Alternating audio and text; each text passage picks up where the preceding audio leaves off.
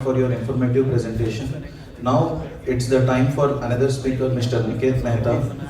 Niket Mehta has done his BE in Mechanical Engineering from Bhilai Institute of Technology and MBA in Balaji Institute of International Business. He is being guided by Mr. Akhil Mediratta, our member and renowned business coach. He started his business of fabrication, real estate and wholesale machineries in the year 2013 under different companies and later culminated and all under one brand, as you all know the name, Kranoist Material Equipments Handling Private Limited. His group companies are pursuing business in manufacturing of sheds, overhead cranes and wholesale of high-end machinery parts. His wife Divya Mehta is a company secretary by profession but has taken a sabbatical from their work as their two beautiful boys Divyam and Devansh. Let's give Niket a huge round of applause and your time starts now. Thank you. बेहतरीन presentation दिया energy ने, तो मुझे थोड़ा tension हो रहा है मेरा कैसे जाएगा। Thank you to the head table. Rana ji इस साल मुझे 2 कंपनियों के रेफरल देने वाले हैं। रितेश भैया ने 13 कंपनियों के रेफरल ऑलरेडी मुझे दे चुके हैं और विनय मेरे बुक्स हैंडल करता है। इस तरह का एचपी मेरे पास है जिसके कारण मुझे बिजनेस करने में बहुत आसानी होती है। Akhil sir is looking after my personal and professional coaching, उनके कारण मुझे काफ़ी हेल्प मिल रही है अपना काम करने में। And Ayushi is looking after my digital presence and helping me through software and apps, जिसके कारण हम लोगों का जो बिजनेस है उसको हम लोग बहुत ज़्यादा अच्छी तरीके से लोगों के सामने प्रेजेंट कर पा रहे हैं। मेरी पावर टीम जिन्होंने मुझे कॉन्फिडेंस दिया that I am just a call away. मुझे कोई भी काम होता है इस पूरी इंडस्ट्री में, रायपुर की इंडस्ट्री हो या ओडिशा की इंडस्ट्री हो, मुझे कहीं पे भी अपने मटेरियल हैंडलिंग इक्विपमेंट्स के काम करने, ओवरहेड क्रेन्स के काम करने, ये सब लोग मुझे रेगुलरली सपोर्ट कर रहे हैं। जो आपने कल वीडियो देखा था वो जितेंद्र जी ने दिया था और प्रेजेंटेशन नवीन भैया का है, थैंक यू। हम लोग ओवरहेड क्रेन्स बनाते हैं। आपकी किसी भी इंडस्ट्री में या कहीं पे भी आप अगर काम कर रहे हैं तो लेबरों का इशू बहुत ज़्यादा होता है। सो इन लेबर के इश्यूज को सॉल्व करने के लिए और लेबरों को मदद करने के लिए हम हमेशा नेगेटिवली देखते हैं कि लेबर काम ढंग से नहीं करता, जबकि अगर हम मटेरियल हैंडलिंग इक्विपमेंट्स उन लोगों को अच्छी तरीके से प्रोवाइड कर पाए तो वो लेबर 1 गुना नहीं, 3 गुना नहीं, 10 गुना ज्यादा अच्छी तरीके से काम करके हमको दे पाता है। इसमें सबसे ज्यादा बड़ा प्रॉब्लम मैं ये देखता हूँ कि हम लोग जब भी क्रेन्स की बात करते हैं, ओवरहेड क्रेन्स की बात करते हैं, तो हम लोगों को संकल्प भी है कि हाइड्रा से कंपेयर कर लिया जाता है या कंस्ट्रक्शन इक्विपमेंट में जो सिविल लाइन में जो ओवरहेड के ऊपर क्रेनें चल रही होती हैं, जो सिविल लाइन में मटेरियल लिफ्टिंग के काम आती है, वो सब काम हम नहीं करते हैं। हम लोग ये मटेरियल हैंडलिंग इक्विपमेंट्स करते हैं जिसमें ओवरहेड क्रेन जो शेड्स के अंदर लगती है, और एल्स अगर कहीं पे शेड लगाने की फाइनेंशियल पोजीशन नहीं है तो हम लोग रोड्स पे प्रॉपर हमारी क्रेन्स में लेग्स लगा के उसको रोड पे चलाते हैं। बट हम लोगों का पूरा वर्किंग जो है वो इंडस्ट्री से रिलेटेड होता है। अलग अलग टाइप की इंडस्ट्रीज हो सकती है, स्टील प्लांट्स, पावर प्लांट्स और बहुत सारी चीजें होती हैं। ये हमारा एक छोटा सा वीडियो है जिसमें हम लोग कैसे इंस्टॉलेशन करते हैं किसी की फैक्ट्री में जाके। कई सारे कस्टमर्स यहाँ पे भी हमारे बैठे हैं। इस तरीके का हम लोग पूरा लिफ्टिंग करके, टेस्टिंग करके कस्टमर के यहाँ पूरा काम करके देते हैं। हमारी जो वर्किंग है वो बहुत रिलायबल है, सेफ है। यहाँ जितने भी कस्टमर्स हैं, अदरवाइज भी हम लोगों का जो पूरा काम होता है उसमें बहुत ज़्यादा ज़रूरी है कि हम एक प्रोडक्टिव काम करके दें, रिलायबल रहें और सेफ रहें। हमारी किसी भी तरह की क्रेन में कभी भी हम लोगों की कंपनी 40 साल पुरानी है और आज तक ऐसा नहीं हुआ है कि कोई भी एक्सीडेंट हमारी क्रेन के कारण हो रहा हो।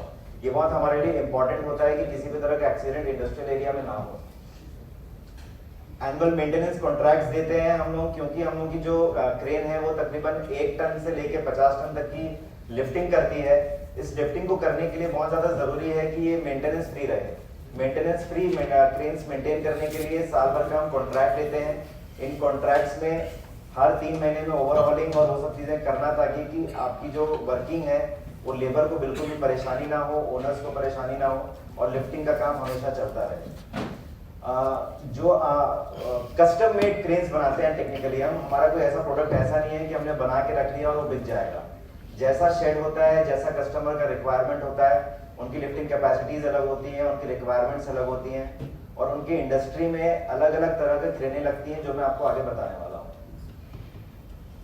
Single girder cranes. Single girder cranes का मतलब ये होता है कि जो आपकी फूड इंडस्ट्री होती है जहाँ पे छोटी मशीनें लगती हैं, जिसमें डाई क्रेन्स है, जो मैं आपको समझा रहा था कि अगर शेड की अवेलेबिलिटी नहीं है, किसी कारण से फाइनेंशियल पोजीशन क्लाइंट की नहीं है, तो हम इस तरीके से उसको रन करते हैं। जमीन पे ही रन करती है और जमीन पे रन करवा के इसको कितना भी लंबा आपको ले जाना हो तो आप लेके जा सकते हैं। ये मोनोरेल हॉइस्ट होते हैं जो पोर्ट्स में लगते हैं।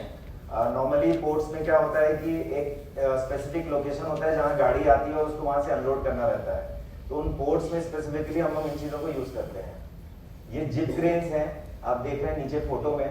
बहुत सारी इंडस्ट्रीज ऐसी होती है जहाँ पे असेंबली का काम होता है, एक एक बे में उन लोगों को असेंबली को शिफ्ट करना पड़ता है, तो वहाँ पे जिप क्रेन्स हम लोगों की लगती हैं।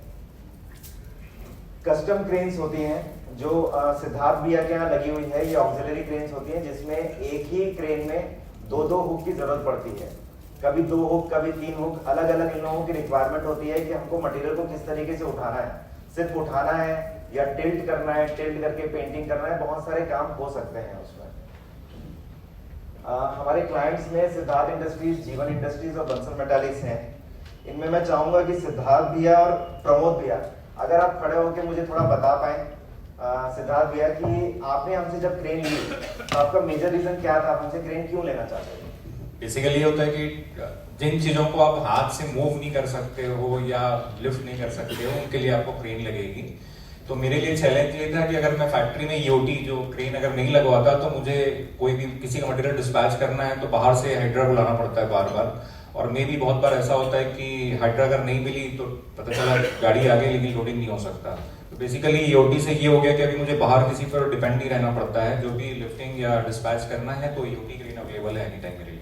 भैया अपन ये भी मान सकते हैं कि अगर हाइड्रा यूज होगी तो तकरीबन 40 to 50% एरिया भी कंज्यूम होगा जहाँ पे आप काम। एक और रीजन है कि हाइड्रा अगर जैसे फॉर एग्जांपल अगर फैक्ट्री का शेड है तो हाइड्रा पॉसिबल नहीं है कि हर जगह मूव कर जाए क्योंकि उसको स्पेस चाहिए चलने के लिए, बट ईओटी के लिए प्रॉब्लम नहीं क्योंकि ओवरहेड चलेगी। प्रमोद भी आप ये बता सकते हैं कि अगर हम लोग जो वर्किंग करते हैं मटेरियल हैंडलिंग की, तो क्या इसके कारण लेबरों को बहुत सारे बेनिफिट्स मिल सकते हैं अगर हम बहुत ऑटोमेटिक वे में चलना पसंद करेंगे तो? Yes, obviously, whenever we design any operating plant, कोई भी मैन्युफैक्चरिंग प्रोसेस हम जब डिजाइन करते हैं, हमारा सबसे पहला प्रेफरेंस रहता है कि हम उसमें ईओटी क्रेन लगाएं। This is the most economical and convenient way of conveying any material, be it raw material or it finished product at different temperatures. अगर हाई टेम्परेचर में 1000 डिग्री 1600 डिग्रीज का भी अगर मेटल अगर ट्रांसफर करना है, this is the only way जिससे हम ट्रांसफर कर सकते हैं। क्या हमारी लाइन में मेंटेनेंस के इश्यूज आते हैं हमारे कॉम्पिटिटर्स को, हमको सबको? क्रेन्स में already always maintenance related issues रहते हैं क्योंकि जो ऑपरेटिंग कंडीशन रहता है उसके ऊपर डिपेंड करता है। अगर वो पोल्यूशन वाला जगह है तो उसमें इश्यूज रहते हैं, उसका रेगुलर मेंटेनेंस करने की जरूरत पड़ती है, which is not very costly. Thank you sir. ये मेरे स्पेसिफिक टास्क है, आप देख सकते हैं। अगर कुछ लगे तो आप प्लीज मुझे बताइए। Thank you.